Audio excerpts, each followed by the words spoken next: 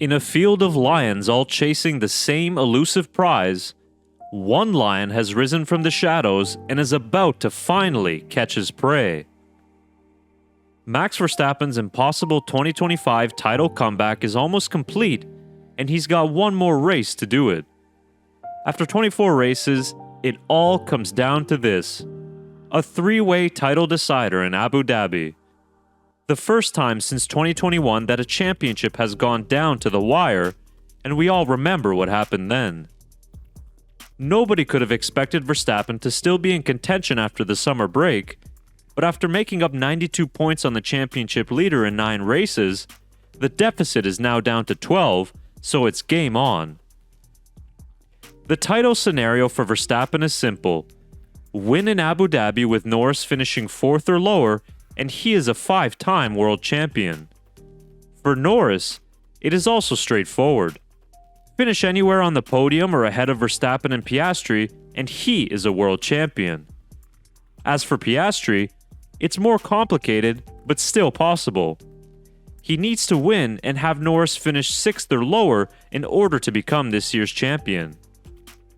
We could have a scenario in which our title contenders are tied on points at the end of the race, in which case, Norris has the advantage on countback by way of more second-place finishes than Piastri and Verstappen. So those are the title permutations, but what does history say?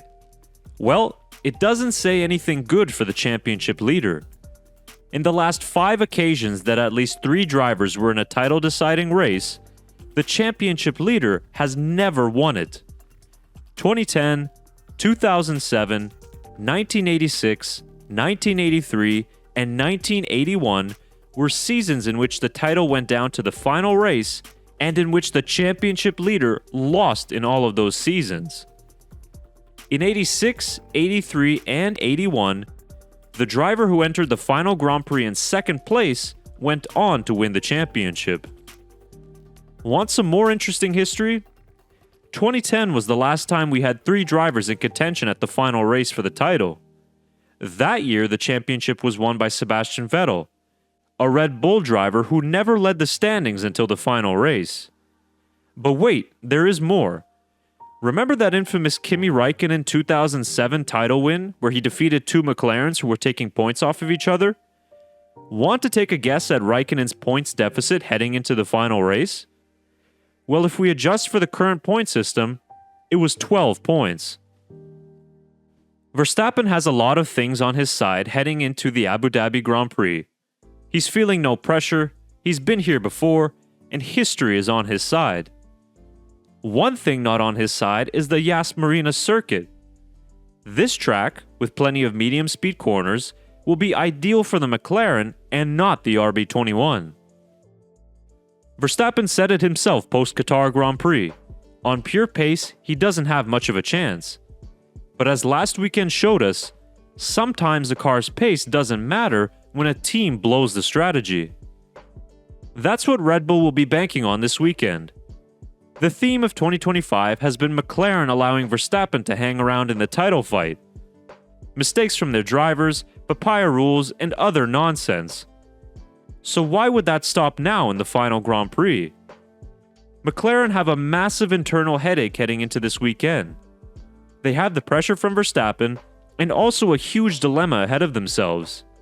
In the spirit of fairness and papaya rules, what will the team do if Piastri outqualifies Norris? Who gets the first pit stops in that scenario? Think about this. What happens if Verstappen is leading the race and Piastri and Norris are 3rd and 4th respectively? Will McLaren invoke team orders to hand the title to Norris? And more importantly, will Piastri follow those orders? All of these self-implicated complications just increase the chances of mistakes from McLaren, mistakes they cannot afford. Verstappen doesn't have those complications. The entire team is behind him, with the full focus on the Dutchman in order to maximize everything from the setup to the race strategy. And then you have the pressure on the championship leader, which history shows is too much to handle. Norris's shaky weekend in Qatar wasn't ideal, but will he be able to bounce back, or is the pressure of clinching a maiden F1 championship too monumental to handle?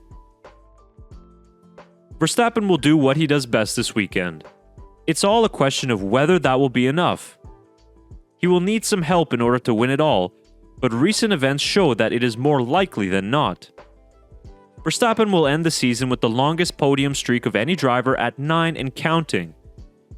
There is every good chance he will end up at least tied or with the most wins of 2025 as well.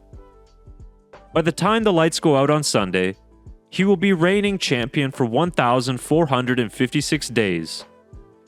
So at the scene of his improbable maiden world championship, can Verstappen do it again for his 5th? There is nothing quite like a title-deciding finale in Formula 1. The eyes of the world will be glued to the Yas Marina circuit to witness history. The question is, who will be writing the next chapter? The crowning of the 2025 Formula 1 World Champion is days away, but who will it be? Max Verstappen, Lando Norris, or Oscar Piastri?